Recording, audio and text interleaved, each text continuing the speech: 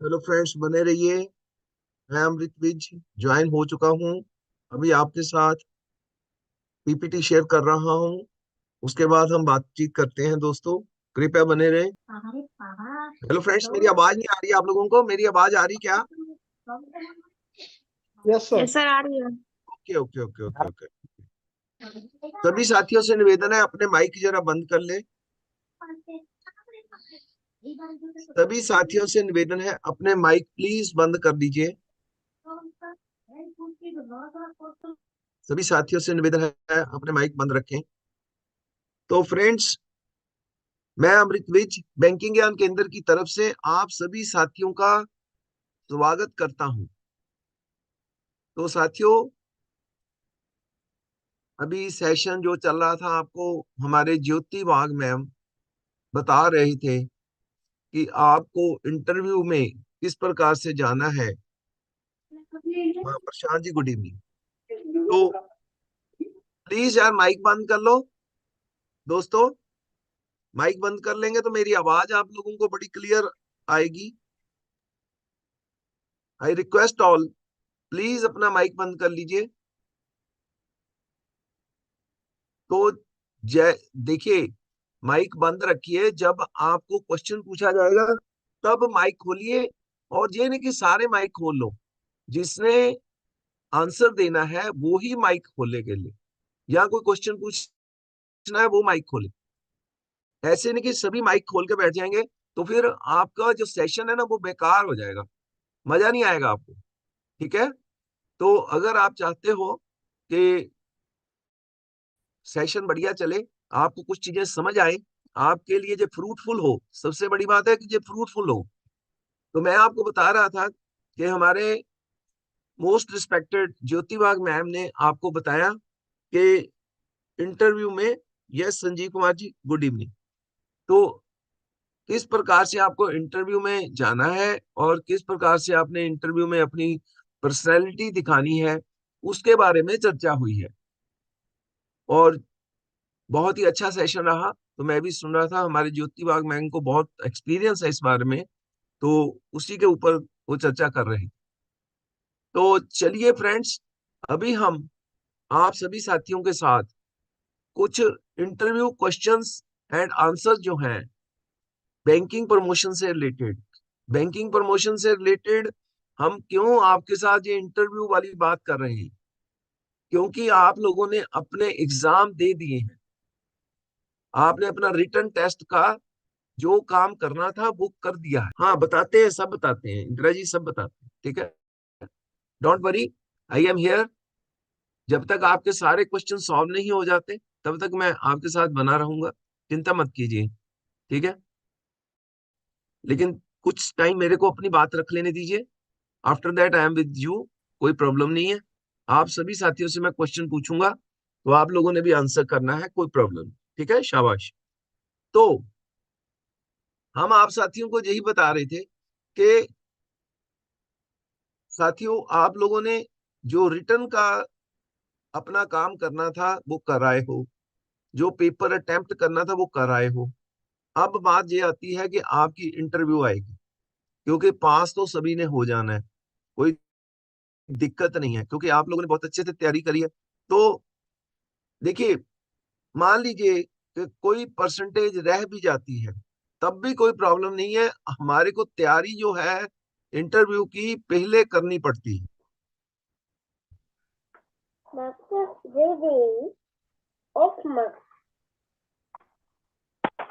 Okay okay Indira ji, thank you so much. तो अ, कोई साथी ने माइक खोल लिया गलती से। पहले मैं माइक इनका बंद कर दूं। रेखा विश्वास, लोकेश कुमार, साथियों प्लीज माइक बंद रखिए।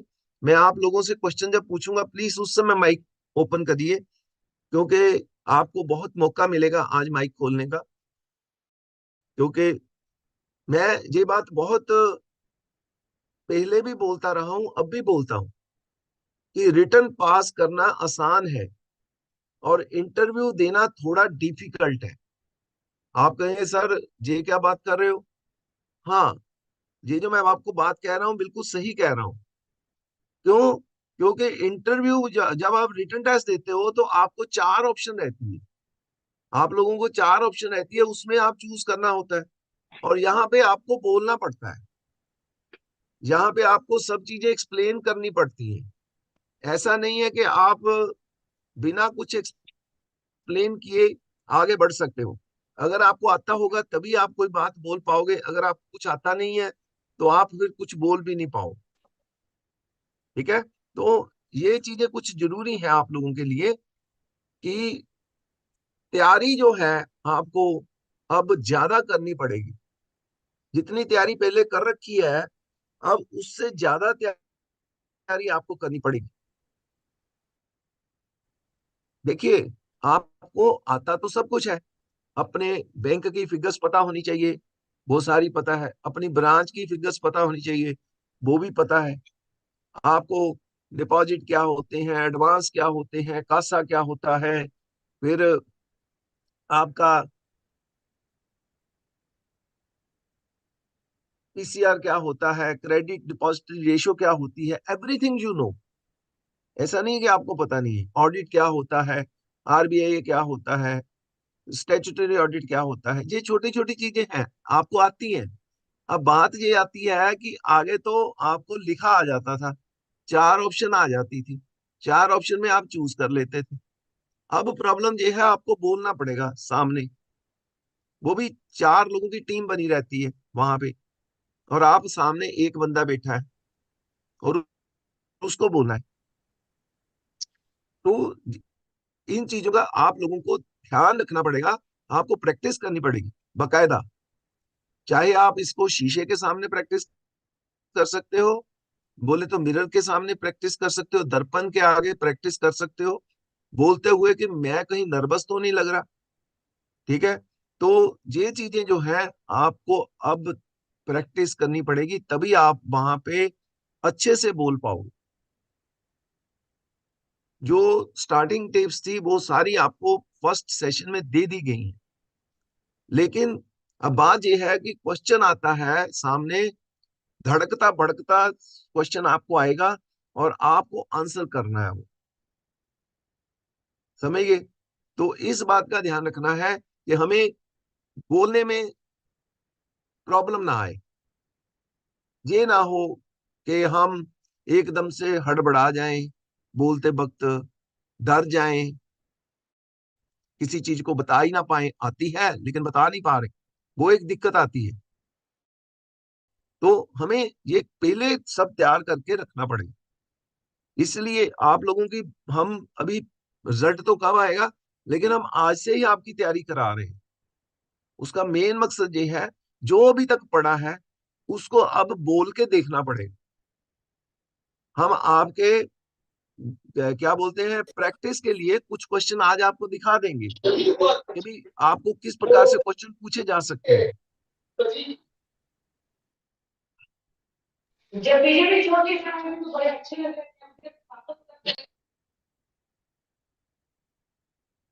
बीच में कई बार साथियों माइक खुल जाता है ना, तो फिर सामने वालों की बातें ज्यादा सुनाई देती हैं, तो फिर बात भी नहीं करने का मजा आता है ना। तो डिस्टरबेंस हो रहा है इंदिरा, मैं कोशिश कर रहा हूँ, साथ के साथ म्यूट कर रहा हूँ बॉस। हाँ, मैं म्यूट कर रहा हूँ। तो चलिए हम शुरू करते हैं आप लोगों का। इंदिरा क्वेश्चन पूछ रही थी कि मान लीजिए 14 करोड़ का डिपॉजिट है, और अगर वो कमती हो गया, बढ़ती हो गया, तो नो प्रॉब्लम। मोस्टली वो जो डिपॉजिट होता है आपकी ब्रांच का, स्टेबल डिपॉजिट जो होता है, फ्राइडे फिगर ऑलमोस्ट लेते हैं, तो कोई दिक्कत नहीं है। अगर थोड़ा बहुत बढ़ती कमती भी हो गया, आप जो बोल दोगे वो फाइनल होगा, क्योंकि वो समझ सकते हैं कि 10% की वेरिएशन वो लेके चलते हैं। ठीक है, आंसर में 10% की वेरिएशन लेके चलते हैं कि ऐसा हो सकता है। अगर पूरा ही आपने 100% ही वेरिएशन कर दिया, तब वो आपको टोक देंगे वहां, तब वो आपको बोल देंगे कि भाई आपको तो कुछ ज्ञान ही नहीं है, फिर बोल देते हैं हम। तो आपको इंटरव्यू देते वक्त कुछ चीजें जो बड़ी इंपॉर्टेंट है, वो 4-5 चीजें बताएंगे, उसके बाद आपको क्वेश्चन बताएंगे कि कौन से टाइप के क्वेश्चन आपको आएंगे। ठीक है, जो सबसे इंपॉर्टेंट इंटरव्यू में रहता है दोस्तों, वो ये रहता है कि ऑनेस्टी, आपकी ईमानदारी, आप कितने ईमानदार हो, सिर्फ इंटरव्यू इसी बात के ऊपर डिपेंड करता है। अगर आपने इंटरव्यू देते वक्त ये दिखा दिया कि मेरे को तो, मैं तो इस पोस्ट के लिए मरा जा रहा हूं, तो भी मैनेजमेंट जो है आपको इंटरव्यू में फेल कर देती है। ध्यान रखना इस बात के लिए। आपको जब भी कोई क्वेश्चन पूछा जाता है, पूरी ईमानदारी से आपने आंसर देना है। अगर आपको आता है तो आंसर देना है, अगर आपको नहीं आता है तो आपने एकदम मना कर देना है, सॉरी सर। चाहे आपको वहां 5 बार सॉरी बोलना पड़े, सॉरी बोल देना है। नॉलेज तो आपकी उन्होंने आपका एग्जाम में देख ही लेनी है। मेन उनको ये है कि ये व्यक्ति बात कैसे करता है, ये अपनी बात कैसे रखता है, इसको बोलने का कितना तरीका है, और क्या ये हम लोगों को घुमा तो नहीं रहा।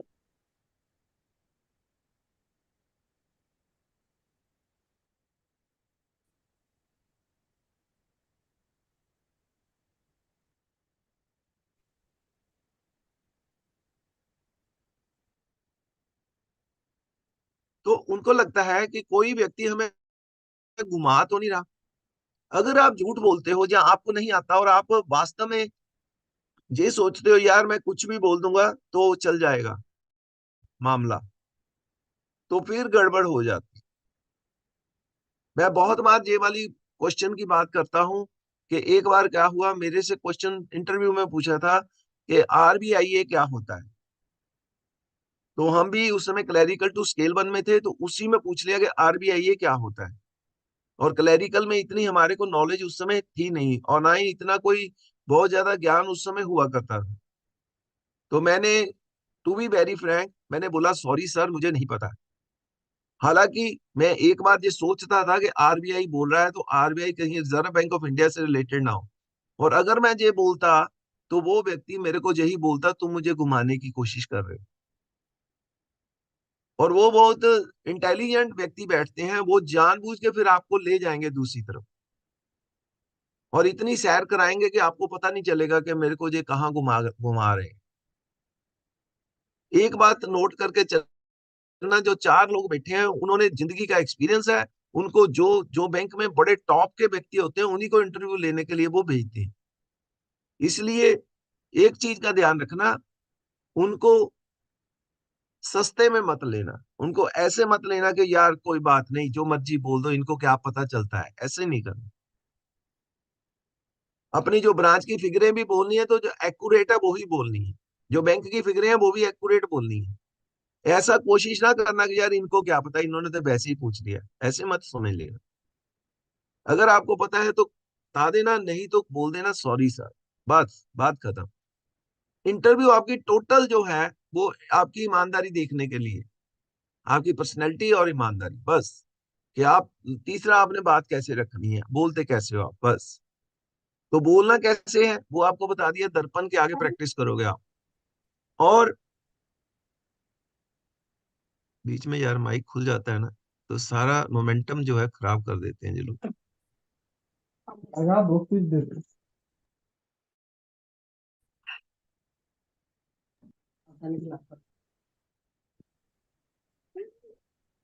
तो चलिए हम शुरू करते हैं कि कुछ चीजों का जो आपको बहुत ज्यादा ध्यान रखनी है वो उसको देख लीजिए आप एक बार। इफ, साथियों कृपा करके अपने माइक बंद रखें। मैं आप सबका बहुत धन्यवादी हूँ, क्योंकि जो चीजें मैं आपको देना चाहता हूँ फिर वो आप खुद ही अपने लिए खराब कर रहे हो। प्लीज माइक बंद रखें।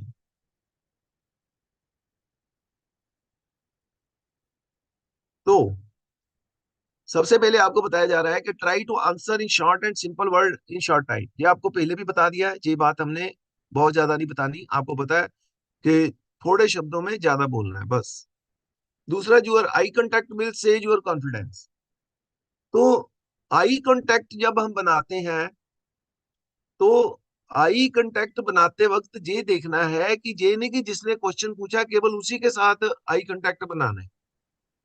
जो चार लोग हैं सभी के साथ, सब किसी को भी ऐसा ना फील हो कि वो आइसोलेट लगना शुरू हो जाए, उसको लगे कि ये जो व्यक्ति आया है इंटरव्यू देने के लिए ये मेरे को तो कुछ समझ ही नहीं रहा, मेरी तरफ तो देख ही नहीं रहा। तो आप जब भी अपना रिप्लाई करोगे तो आप चारों को इन्वॉल्व करके करोगे। नो डाउट कि हमें 75% ध्यान उसकी तरफ देना पड़ेगा। अरे बाबा, संतोष दास जी, संतोष दास जी अपना माइक बंद कर लीजिए प्लीज। तो आपको जब भी इंटरव्यू करते वक्त कोई क्वेश्चन पूछता है, नो डाउट हमें 75% उसकी तरफ ध्यान देना पड़ता है, लेकिन 25% हमने उन लोगों को भी साथ में रखना है जो लोग इंटरव्यू लेने बैठे हुए हैं। बात करते करते बीच में उनकी तरफ भी अटेंशन देना है। ऐसा नहीं करना कि 1-to-1 इंटरव्यू होती रहे, मतलब कि जिसने क्वेश्चन पूछा उसी की तरफ आप देखते रहे, बाकियों को आप आइसोलेट करते रहे, ऐसा नहीं करना। ठीक है? If you know then tell, otherwise take excuse. मतलब कि अगर आपको मालूम है तो बताइए, नहीं तो कहिए sorry sir, that's all. We are providing some question answer in the next slides. कुछ हम आपकी प्रैक्टिस कराने के लिए क्वेश्चन लेके आए हैं, तो आप लोग उसके ऊपर हमारे साथ क्वेश्चन आंसर कर सकते हैं।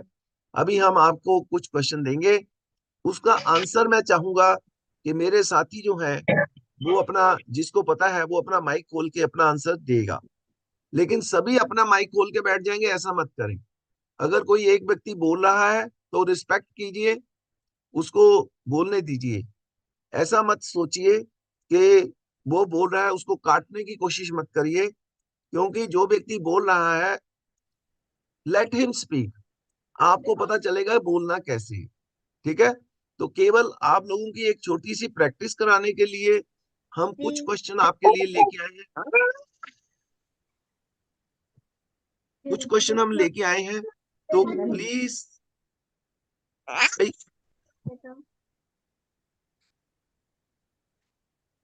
एक साथी जुड़े हैं सैमसंग करके, एक Santosh ji, Santosh Singh ji, Samsung SM M30। चलिए, तो चलिए दोस्तों, हम पहला क्वेश्चन आपकी स्क्रीन पे लेके आ रहे हैं। चलिए, तो अब साथियों हम आपके सामने एक क्वेश्चन लेके आ रहे हैं, उसका आंसर देने के लिए सभी तैयार हो जाओ। लेकिन एक व्यक्ति जो बोलना शुरू कर देगा तो बाकी सारे माइक बंद करके सुनना है उसको कि वो क्या बोल रहा है। ठीक है? तो चलिए, be ready for the show. चलिए, first question, what is OTS? तो कौन बताएगा आप में से कि OTS क्या है? OTS बोल is के the बताना है। one-time settlement. OTS is the one-time settlement that is offered by the bank in the NPA account to the borrower. Very good, बहुत अच्छे, शाबाश, वेरी गुड। तो साथियों एक चीज मैं और बता देना चाहता हूँ। मैं एक बार एक चीज और बता देना चाहता हूँ सभी को, जरूरी नहीं आप इंग्लिश में बोलें। अगर आप इंग्लिश में कंफर्टेबल हैं तभी इंग्लिश में बात करें, अदरवाइज हिंदी में आप बड़े आसानी से बात कर सकते हैं, किसी को कोई समस्या नहीं होती। ठीक है? इससे कोई बहुत ज्यादा इंप्रेशन नहीं पड़ता, लेकिन हिंदी जो है हमें तरीके से बोलनी पड़ेगी। अगर हिंदी या इंग्लिश जिसकी भी प्रैक्टिस करनी है आपने, उसकी प्रैक्टिस करके जाना, और वहां पे जाके अपने आप को चेंज मत कर लेना। ठीक है? इस बात का ध्यान रखना। बहुत अच्छा बोला डियर फ्रेंड। तो और कोई बताना चाहता है OTS के बारे में? सर OTS एक मुश्त समझौता योजना है जो कि NPA खातों में की जाती है। शाबाश, वेरी गुड, बहुत अच्छे, बहुत अच्छे। और कोई साथी? देखिए, ये प्रैक्टिस है, कर लीजिए। अपना, अपने आप को ओपन कीजिए, जितना ओपन करोगे उतना आपके लिए बेहतर रहेगा। चाहे पहले ने जो बात कही है वही आपको बोलनी है, तब भी बोलिए, क्या प्रॉब्लम है? आपको एक प्लेटफॉर्म मिला है।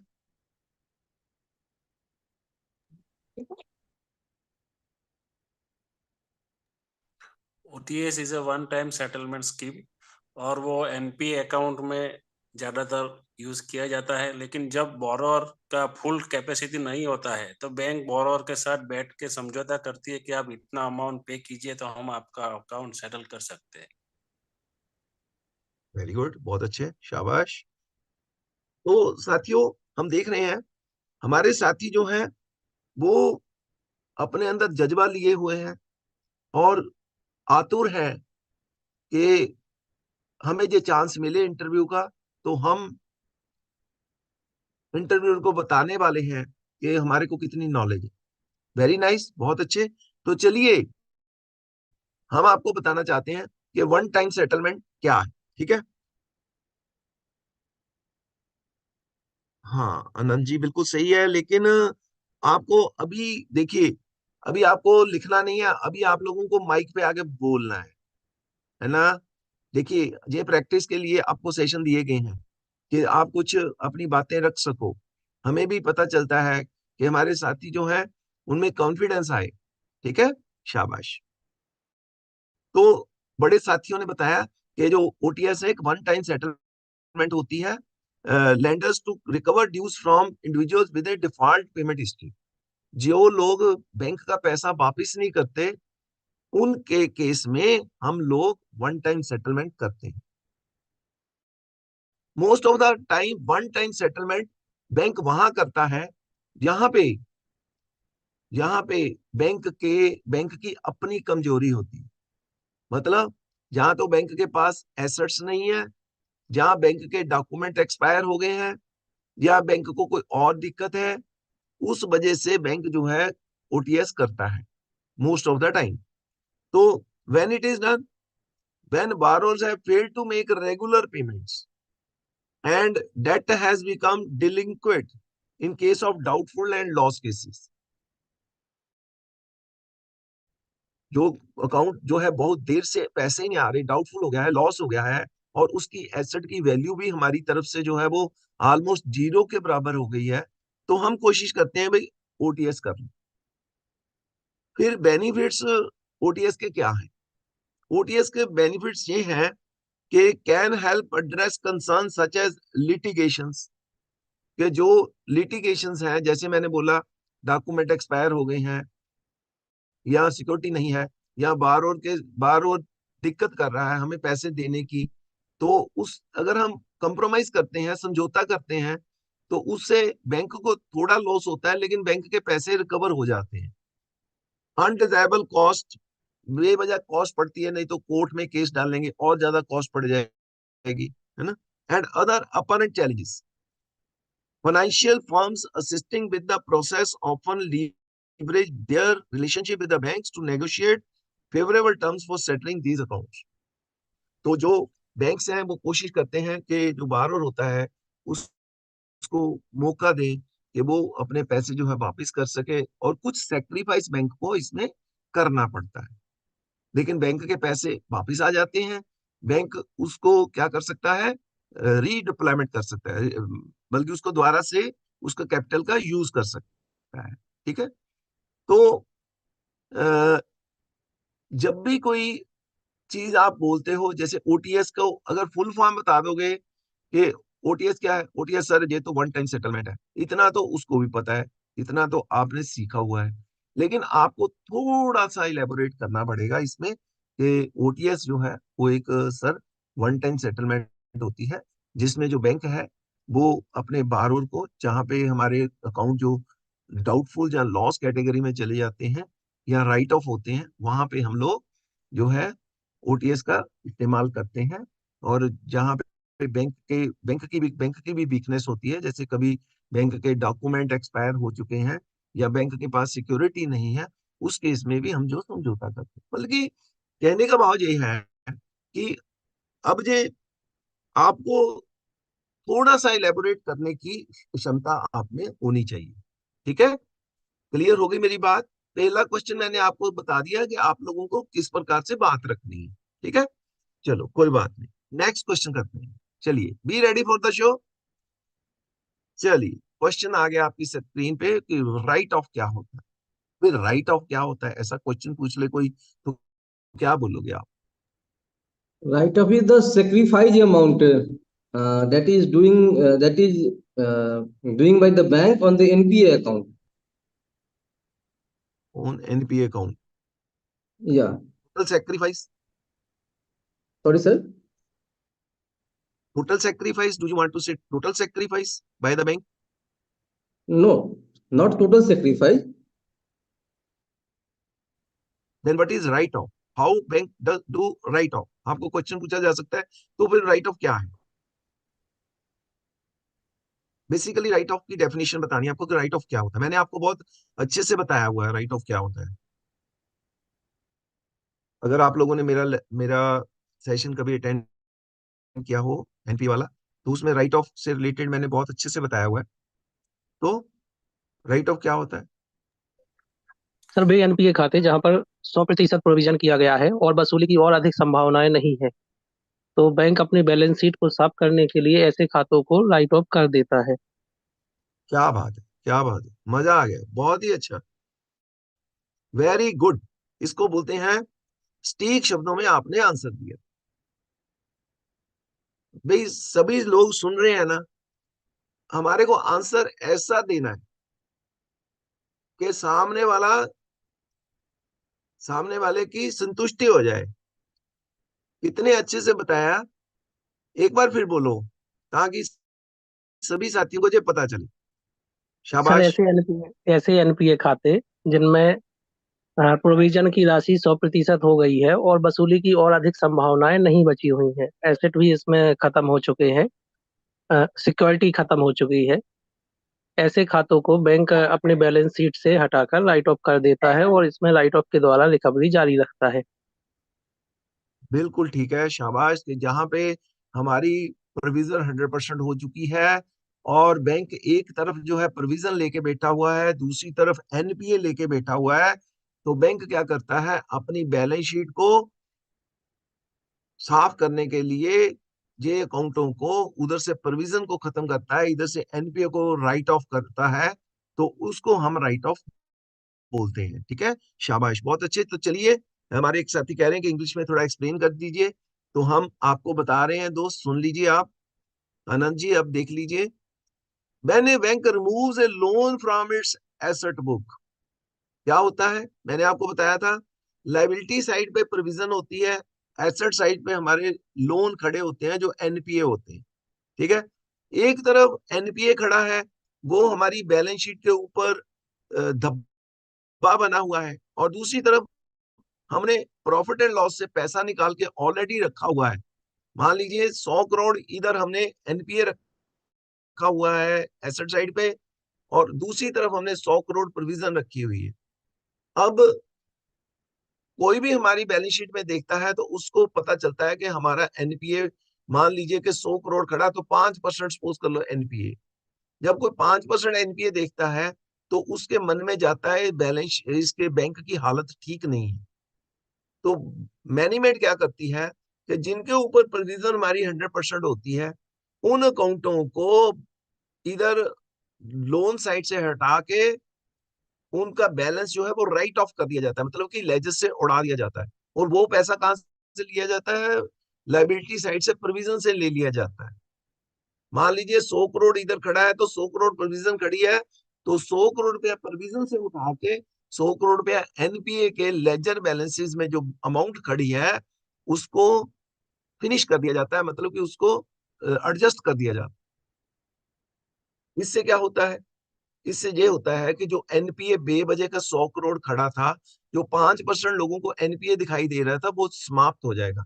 उससे जो बैलेंस शीट है उसकी सफाई हो जाएगी, और जो भी कोई इन्वेस्टर हमारे बैंक की बैलेंस शीट को देखेगा तो वो कहेगा कि इनकी बैलेंस शीट बहुत अच्छी है, इनका तो कुछ एनपीए भी नहीं है। तो इसलिए मैनेजमेंट ये स्टेप लेती है। ठीक है, तो अब इसको पढ़ते हैं। When a bank removes a loan from its asset book, this happens when a borrower fails to repay loan. जब एक बारोर कोई लोन को नहीं दे पाता and the chances of recovering the outstanding amount are very low, और उसके जो पैसे रिकवर करने का जो चांस है बहुत कम है, the defaulted loan is then transferred from the asset side and recorded as a loss. तो जो भी कोई डिफॉल्टेड अमाउंट होती है उसको हम प्रोविजन से एडजस्ट कर देते हैं। ये कब किया जाता है? This action is taken when the borrower has failed to repay the loan, जब बारोर पैसे देने की हिम्मत नहीं है उसमें, और रिकवरी के चांसेस जो हैं वो ऑलमोस्ट नील है। बैंक की यूटिलिटी क्या होती है? बैंक को इसका क्या फायदा है? Banks use write-off, which are sometimes called charge-offs, to remove loans from their balance sheet and reduce their overall tax liability. तो बैंक क्या करता है? मान लीजिए बैंक प्रोविजन ना करके, प्रोविजन बैंक कहाँ से करता है? प्रॉफिट से। मान लो बैंक प्रोविजन नहीं करता तो क्या करना पड़ेगा? बैंक को प्रॉफिट के ऊपर टैक्स देना पड़ेगा। बैंक क्या करता है? दो काम करता है, एक तो अपना एनपीए फिनिश कर लेता है, अभी ठीक इंटरव्यू है? है। दीपक जी अपना माइक बंद करो प्लीज। दीपक कैशरवानी। हाँ, तो राइट ऑफ का आपका सीधा सीधा फंडा ये हो गया कि जब एक लोन को दूसरे एक लोन को प्रोविजन के साथ हम एडजस्ट कर लेते हैं, जहां पे हमारी 100% प्रोविजन हुई पड़ी है, जो हमारे साथी बता रहे थे, और इससे क्या होता है कि बैलेंस शीट का जो हमारा एनपीए जो होता है उससे वो रिड्यूस हो जाता है। इससे जो इन्वेस्टर की नजर में हमारी जो बैलेंस शीट की पोजीशन है वो अच्छी दिखाई देती है। अदरवाइज बाकी सब चीजें सेम है। प्रोविजन जो है वो बैंक कहाँ से करता है? प्रॉफिट एंड लॉस से करता है।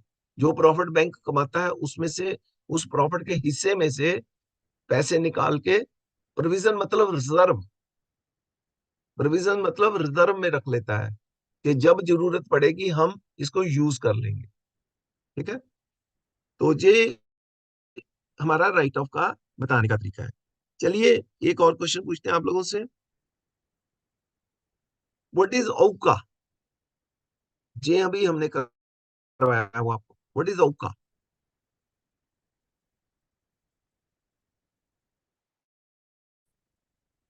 Yes,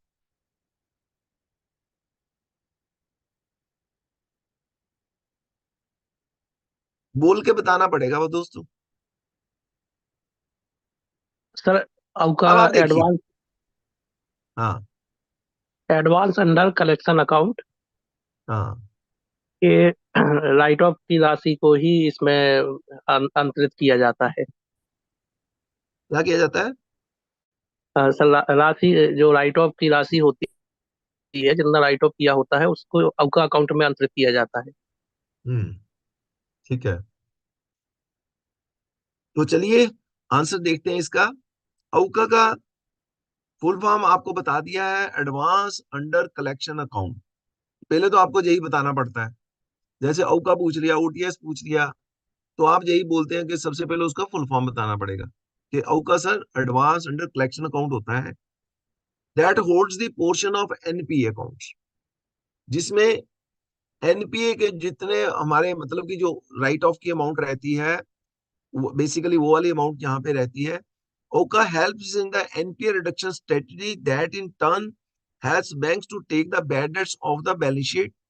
In this condition, there is an option of recovering the amount from its promoter. मतलब क्या करते हैं ओका में कि हमने अपना एनपीए तो रिड्यूस कर लिया, क्या करके? प्रोविजन में से पैसा लेके, मतलब कि अकाउंटों को राइट ऑफ करके हमने अपना एनपीए तो रिड्यूस कर लिया, लेकिन वो जो हमने एनपीए रिड्यूस करा है, अब ये तो है नहीं कि भी जितना हमने 100 करोड़ रुपया मान लो कि हमने राइट ऑफ किया था, अब 100 करोड़ में से 1 रुपया भी नहीं आएगा। तो हम क्या करते हैं, 100 करोड़ रुपया वहां से उठा के औका में डाल देते हैं, और फिर हम औका को बाज करते हैं। फिर हम एनपीए के जो 100 करोड़ के बैलेंस शीट में खड़े थे उन अकाउंटों को अब कहाँ ट्रांसफर कर दिया? औका में। अब हम औका को फॉलो करेंगे, मतलब कि जो औका में 100 करोड़ के अकाउंट खड़े हैं, उन अकाउंटों के लिए हम फॉलो अप स्ट्रेटेजी रखेंगे, उन अकाउंटों को रिकवर करने की कोशिश करेंगे, और औका को भी धीरे धीरे समाप्त कर दिया जाता है। 3 साल के बाद जब हम देखते हैं कि औका में भी 3 साल हो गए हैं अकाउंट को आए हुए, और ये पैसे आ नहीं रहे हैं, और इसमें कोई सिक्योरिटी भी नहीं है, तो हम धीरे धीरे औका को भी साफ कर देते हैं, औका से भी हटाते हैं अकाउंट को। क्योंकि अगर हम सारा पैसा औका में डालते रहेंगे, मरा हुआ पैसा सारा औका में डाल के, कल गवर्नमेंट भी हमें पूछ सकती है कि भाई औका में इतना पैसा पड़ा है तो आपने इसमें रिकवर क्यों नहीं किया? जब हम अपने ब्रांची से पूछते हैं तो वो बोलते हैं सर इसमें से तो कोई पैसा आ ही नहीं सकता। तो अगर उसमें से कोई पैसा आ ही नहीं सकता तो उसको औका में रखने का मतलब क्या है?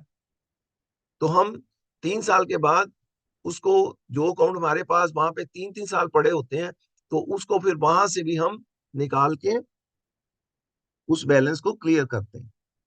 ठीक है, सर ये औका ऑफ बैलेंस शीट है या ऑन बैलेंस शीट रहेगा, ऑफ या बैलेंस शीट है, ऑफ बैलेंस शीट है जी। नोट्स टू अकाउंट में आएगा? हाँ ये नहीं, ये हाँ, जो फुट नोट होता है उसमें आता है। ऑफ बैलेंस शीट है मतलब कि एक तो बैलेंस शीट का पार्ट होते हैं, एक बैलेंस शीट के नीचे जो हमारे 4-6 हेड होते हैं ना, उसमें आता है। क्लियर? सर राइट ऑफ चलिए, भी फुटनोट में आता है क्या? राइट ऑफ भी फुटनोट में आता है, लेकिन राइट ऑफ को औका में डाल दिया जाता है, तो राइट ऑफ जैसा अकाउंट कोई रहता नहीं है, फिर राइट ऑफ होने के बाद ही औका में जाता है ना जी। बल्कि जो राइट ऑफ का बैलेंस होता है, जो जितना अमाउंट हम एनपीए का राइट ऑफ करते हैं, उसको फिर उठा के औका में डाल देते हैं।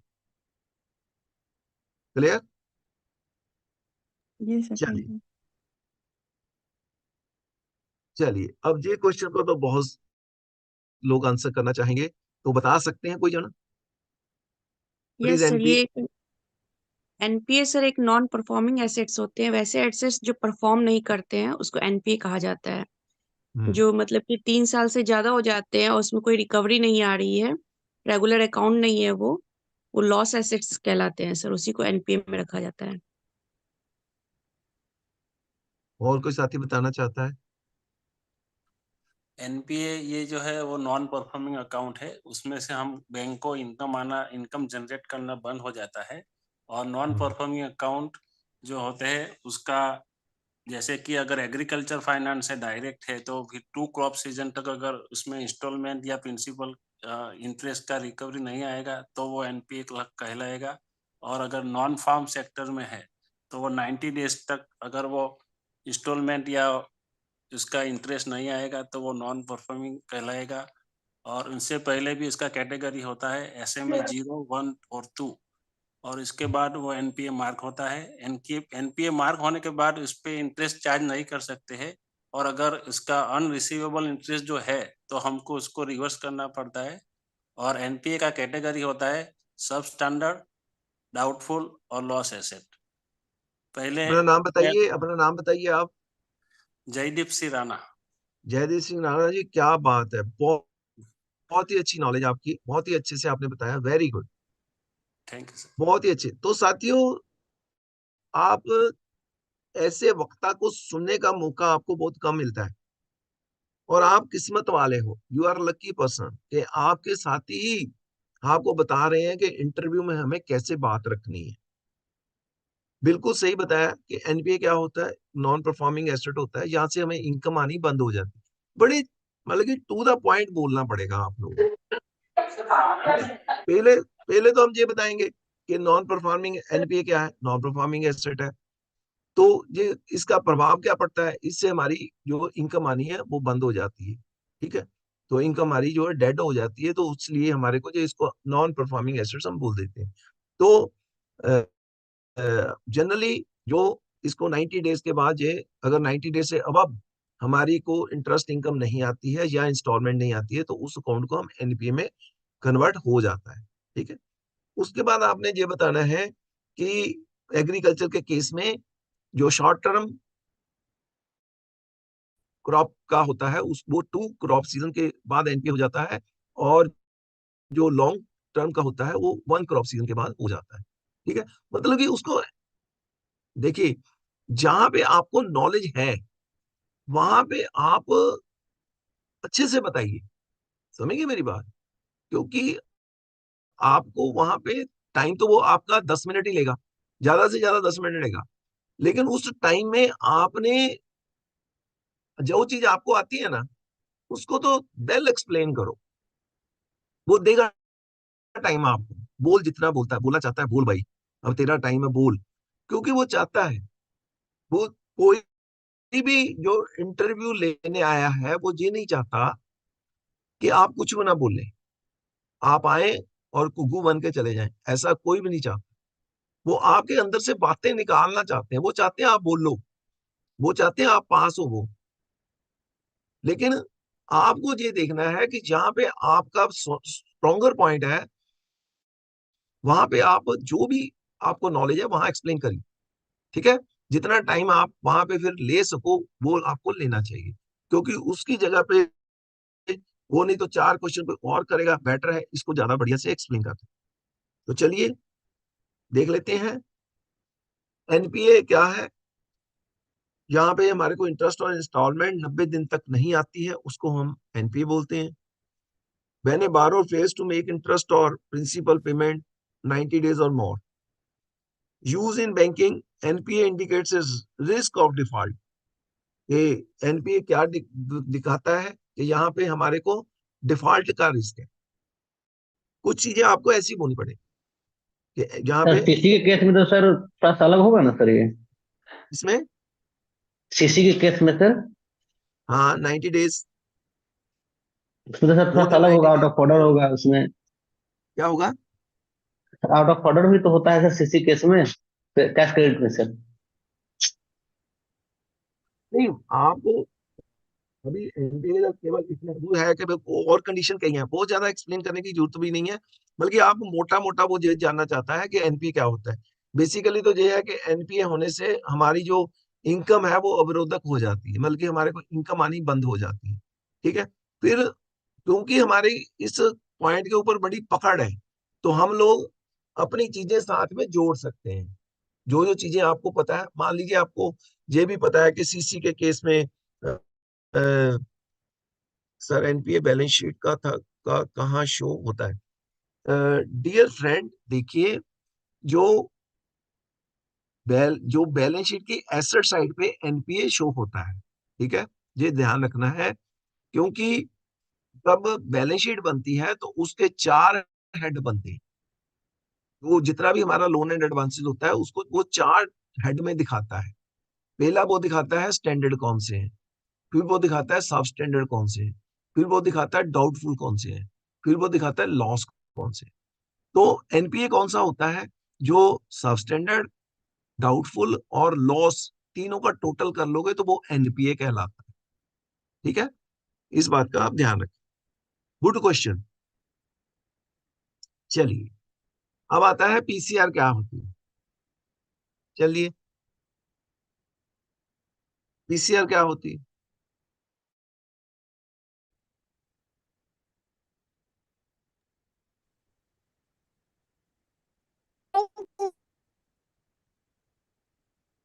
Sir PCR provision coverage ratio होता है, जो हम्म कि आइडियली 70% होना चाहिए किसी भी बैंक में। हम्म हमने अपनी देनदारियों और एनपीओ के प्रति कितना प्रोविजन कर रखा है, इस चीज की रेशियो होता है। बहुत अच्छे, शाबाश, वेरी गुड, बहुत अच्छे डियर फ्रेंड, वेरी गुड। तो यही है provision coverage ratio, percentage of fund that a bank set aside for losses due to bad debts. क्या है, बैंक का जो एनपीए हो जाता है उसके लिए बैंक क्या करता है, उसके ऊपर परसेंटेज मेंटेन करता है कि कल अगर ये पैसा डूब गया, अगर एनपीए जो हुआ है ये पैसा वापस नहीं आया, तो फिर बैंक को खतरा ना हो, इसलिए बैंक पहले ही अपने प्रॉफिट में से प्रोविजन करके रखता है। उसको प्रोविजन कवरेज रेशियो बोलते हैं। A high PCR can be beneficial to banks. अगर पीसीआर जो है जितने एनपीए हुए हैं, अगर पीसीआर हमारी हाई है, मान लीजिए हमारा एनपीए हुआ 100 करोड़ और हमने उसके ऊपर ऑलरेडी 90 करोड़ प्रोविजन कर ली है, तो इसका मतलब ये है कि अगर हमें रिस्क है तो केवल 10 करोड़ का रिस्क है, ज्यादा रिस्क नहीं है, समझ रहे? सो हाईएस्ट पीसीआर जो होती है वो बेटर होती है। लेकिन जो आम तौर पे कही जाती है कि अगर 70% से ज्यादा है तो उसको अच्छा माना जाता है, ठीक है। बल्कि 70% को डेडलाइन रखा हुआ है कि इतनी अगर पीसीआर है तो इसके बाद इसके ऊपर कितनी भी चली जाए लेकिन 70% तो होनी चाहिए, ठीक है। हाँ, नेक्स्ट, एसएलआर क्या है, ये तो सभी बोलेंगे। ये sir SLR, statutory liquidity ratio होता है, हम्म जो लिक्विड के फॉर्म में बैंक को अपने पास रखना पड़ता है। बैंक को अपने पास रखना पड़ता है। चलिए, Sir, it is a statutory liquidity ratio.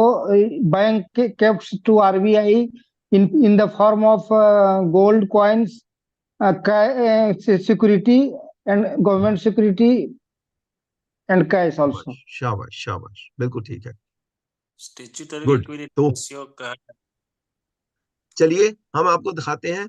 SLR का फुल फॉर्म रहता है statutory liquidity ratio and refers to the minimum percentage of deposits that commercial banks are mandated to maintain as gold asset, cash or government approved securities in their own vaults.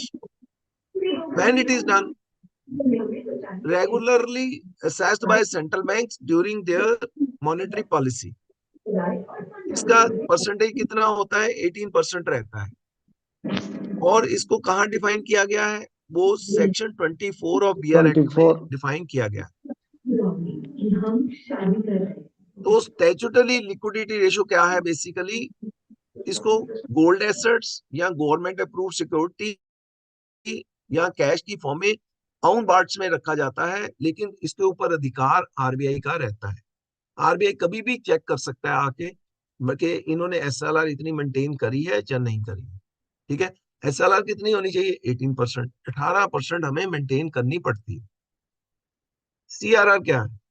Sir एक question है, yes, अगर कोई bank SLR जितना certain percent उसका maintain करने का है, जैसे अभी 18% है, अगर मेंटेन नहीं करती है तो फिर उसका क्या फाइन है?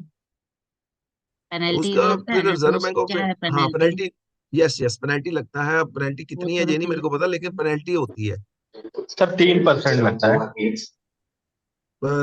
देखो मेरे को इसको कंफर्म नहीं है, आई विल कंफर्म इट, है ना। लेकिन लगता है पेनल्टी, क्योंकि रिजर्व बैंक ऑफ इंडिया का जब नियम टूटता है तो रिजर्व बैंक ऑफ इंडिया कई बार मॉनेटरी फाइन भी लगा देता है। हाँ जी, सीआरआर कितने, सीआरआर क्या है? सर ये sir cash cash reserve reserve ratio है रेशियो है। सर। हाँ, बैंक और आरबीआई को रखता है sir 4.5%, section 42 of RBI act 1934। चलिए वेरी गुड, बहुत अच्छे। एक बार देख लेते हैं कैश रिजर्व रेशियो क्या है। A percentage of banks total deposits mandated by central bank to be kept in reserve. CRA is done regularly as part of the monetary policy to control liquidity and ensure financial stability. CRR को बढ़ाता रहता है, कम करता रहता है reserve bank of India time to time. क्यों? अगर reserve bank of India ये चाहता है कि कंट्री में अगर उसने मान लीजिए कि कंट्री में लिक्विडिटी पोजीशन को सुधारना चाहता है, बढ़ाना चाहता है, तो क्या करता है? सीआरआर को कम कर देता है।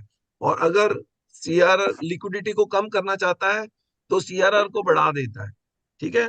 तो सीआरआर एक बहुत बड़ा टूल है रिजर्व बैंक ऑफ इंडिया के पास मनी सप्लाई को कंट्रोल करने के लिए, ठीक है। तो अभी जो प्रेजेंट है 4.5% है, और जो डिफाइन कहा है सेक्शन 42 आरबीआई एक्ट 1934 में। तो हमारे साथी ने बहुत अच्छे से बता दिया था, वेरी गुड। लेकिन आपको जहां दिखाने का मतलब क्या है इन चीजों को?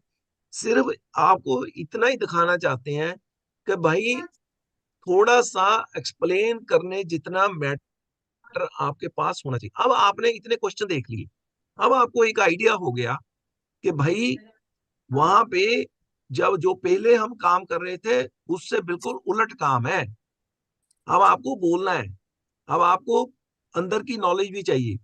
पहले आपको था सीआरआर का फुल फॉर्म क्या है, उसका रेट क्या है, दैट्स ऑल, खत्म।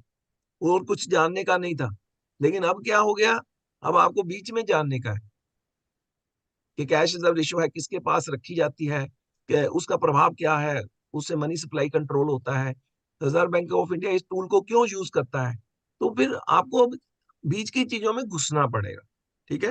हाँ, नेक्स्ट, एईपीएस क्या है? एईपीएस है आधार It is unemployment a payment system, payment system. जो डायरेक्ट बेनिफिट्स डीबीटी अकाउंट होते हैं, जो गवर्नमेंट का जो पैसा ग्रांट भेजना होता है, तो वो आधार अनेबल पेमेंट सिस्टम से गवर्नमेंट सीधा उसके अकाउंट में सब्सिडी वगैरह जमा कर सकती है। वो तो एबीपीएस होता है, आधार ब्रिज पेमेंट सिस्टम होता है।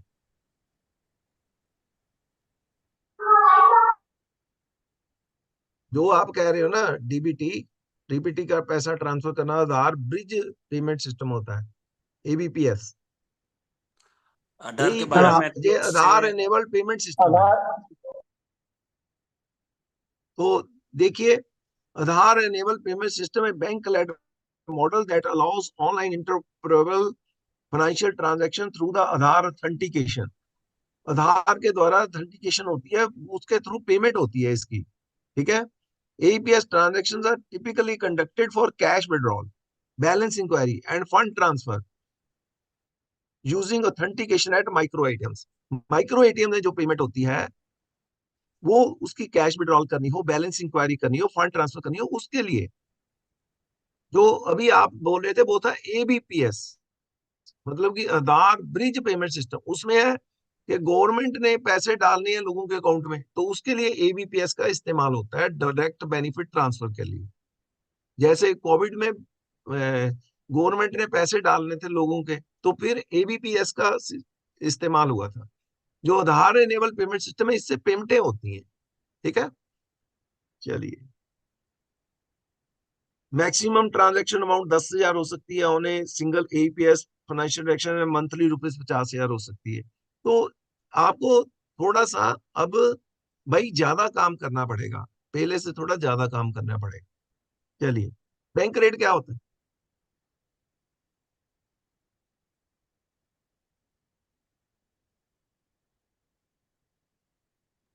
सर बैंक रेट वो रेट है जिसपे आरबीआई जो है गवर्नमेंट सिक्योरिटी को रीडिस्काउंट करती। डिस्काउंट करते हो, रिपो रेट नहीं होता है वो? नहीं सर, वो रेपो रेट नहीं होता है। जहाँ पे सिक्योरिटी सर रीडिस्काउंट करती है। वो रेट होता है जिसको आरबीआई किसी बैंक को दीर्घकालीन ऋण देता है। क्या देता है? ऋण देता है, जो बैंक को ऋण देता है आरबीआई दीर्घकालीन 1 वर्ष ऋण देता है, वो बैंक रेट होते हैं। चलिए इसका आंसर देखते हैं। Bank rate is the interest rate at which central bank lends money to commercial bank. ये ऐसा रेट है जिसके ऊपर रिजर्व बैंक ऑफ इंडिया अगर कमर्शियल बैंक से पैसा उधार उठाना चाहते हैं तो उसको उधार देता है। When it is done, central bank sets the bank rate during monetary policy meetings to influence economic activity.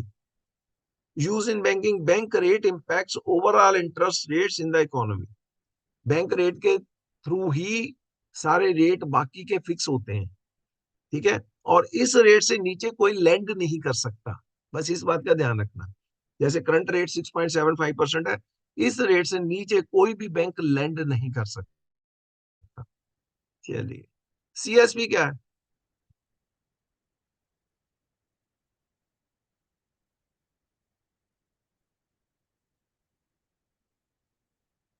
भाई सर, सीएसपी क्या है? कस्टमर सर्विस पॉइंट है सर। Very good. हाँ, तो बता दो थोड़ा सा और कुछ इसके बारे में। ये जो रिमोट एरिया होता है जहाँ पर बैंक की सुविधाएं नहीं होती है, वहाँ पे जो है ये बैंक एक अपना सीएसपी मिनी ब्रांच खोल देती है रूरल एरिया में, फाइनेंशियल जो है ये देने के लिए, सुविधा प्रोवाइड कराने के लिए। बहुत अच्छे, वेरी गुड, बहुत अच्छे, बिल्कुल सही, शाबाश। तो सीएसपी क्या है? कस्टमर सर्विस पॉइंट है। It's banking service that allows banks to offer their services to customer through agents और इंटरमीडियरीज। अपने एजेंट्स बिठा दिए जाते हैं बैंक के द्वारा वो सर्विस देते हैं कस्टमर को। CSP जो है bridge between the bank and the customer.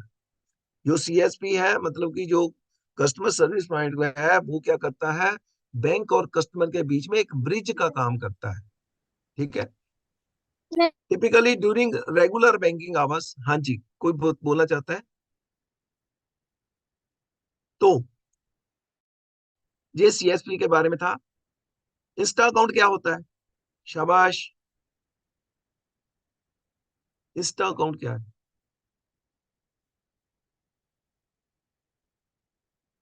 जो ऑनलाइन अकाउंट खुलते हैं उनको इंस्टा अकाउंट बोलते हैं ना। सर आधार OTP के माध्यम से खोले जाने वाले अकाउंट को इंस्टा अकाउंट बोला जाता है। हाँ, an insta account refers to an instant saving and transaction account combining saving and transaction features. Insta accounts are opened instantly, immediately इसको खोला जा सकता है, providing quick access to both saving and transaction functionalities. Insta accounts streamline banking by offering immediate access to funds, facilitating seamless transaction and saving management। और maximum deposit इसमें एक साल में 2 लाख रुपया किया जा सकता है। ये वीडियो KYC क्या है?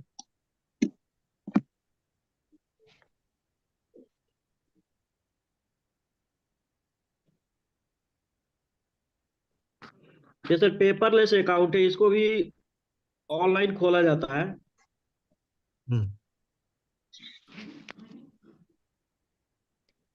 तो चलिए देख लेते हैं एक बार।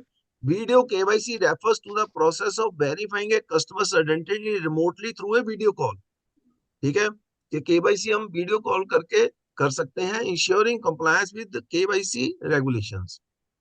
कि अगर बंदा खुद नहीं आ सकता तो उसका फिर वीडियो कॉलिंग करके हम उसकी KYC कर लेते हैं। Video KYC is typically conducted during the account opening process or when updating customer information, allowing for remote identity verification.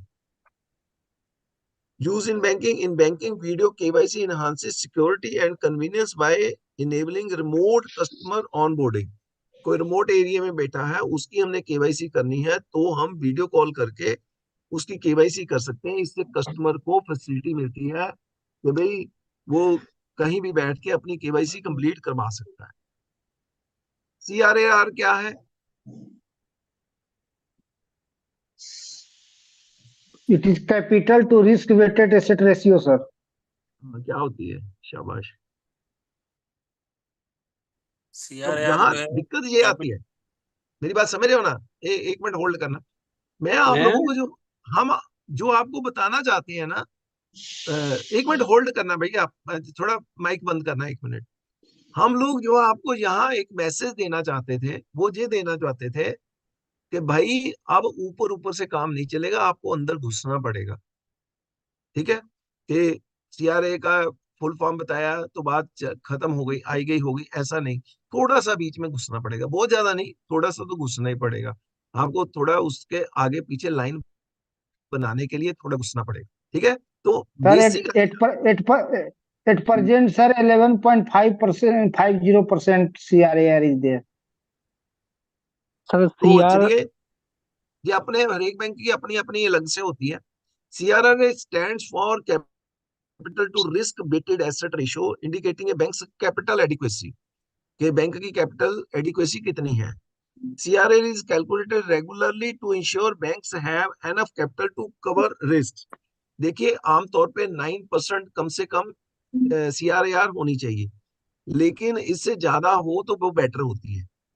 Use in banking क्या है? CRAR use to assess a bank's financial health. इससे पता चलता है कि bank की financial health कैसी है। ठीक है, तो आप लोगों को ये चीजें थोड़ी ना, अब मेरा कहने का मतलब ये था कि आपको थोड़ा सा बीच में हर चीज के लिए घुसना पड़ेगा। जैसे CIC है, पूछता है CIC क्या है, तो क्या बोलोगे?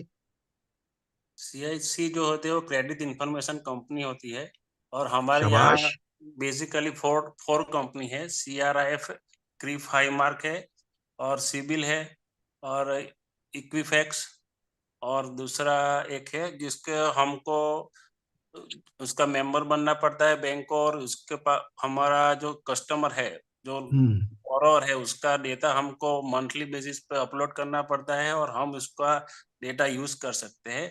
तो जब भी हम किसी बोरोवर को लेंडिंग कर रहे हैं तो हम उसका CIC रिपोर्ट निकालवाए और इसका क्रेडिट हिस्ट्री देख सकते हैं।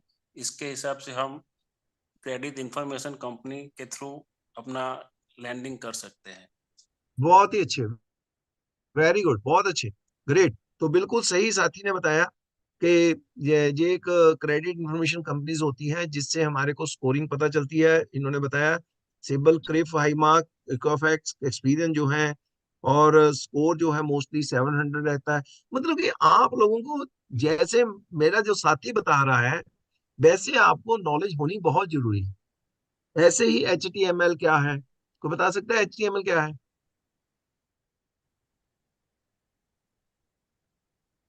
It is hypertext markup language, sir. Yes, बिल्कुल ठीक है, लेकिन क्या इसका काम क्या है? थोड़ा अब आप देखो, अब इसका फुल फॉर्म से काम नहीं चलेगा। अब इसको आपको जी बताना जी, पड़ेगा जी किस काम आती है, बस इतना बताना है।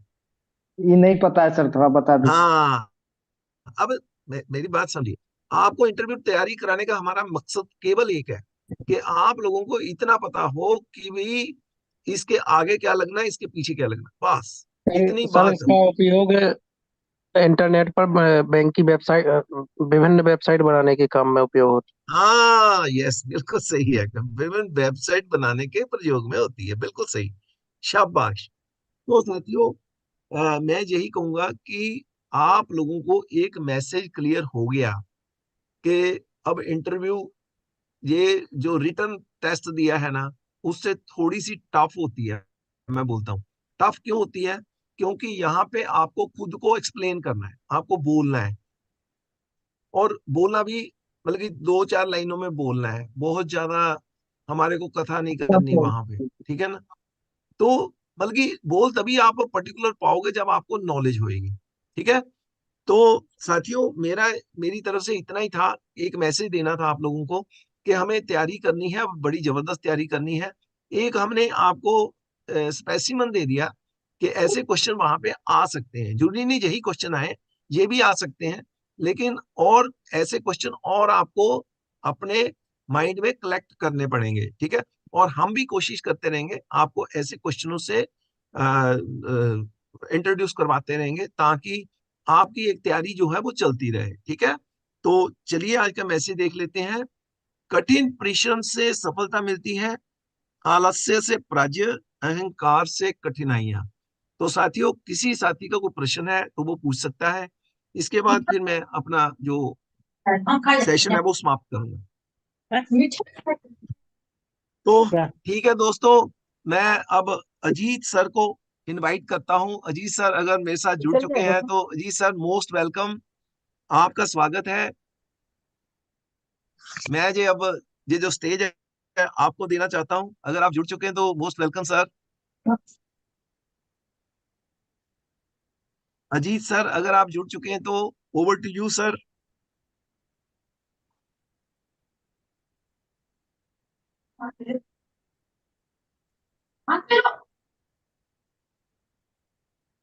अजीत सर, मेरी आवाज आप तक आ रही है? नमस्कार जी, नमस्कार, मैं ज्वाइन कर गया हूँ जी। नमस्कार। Nice sir, nice sir, nice sir, you are most welcome sir, over to you sir.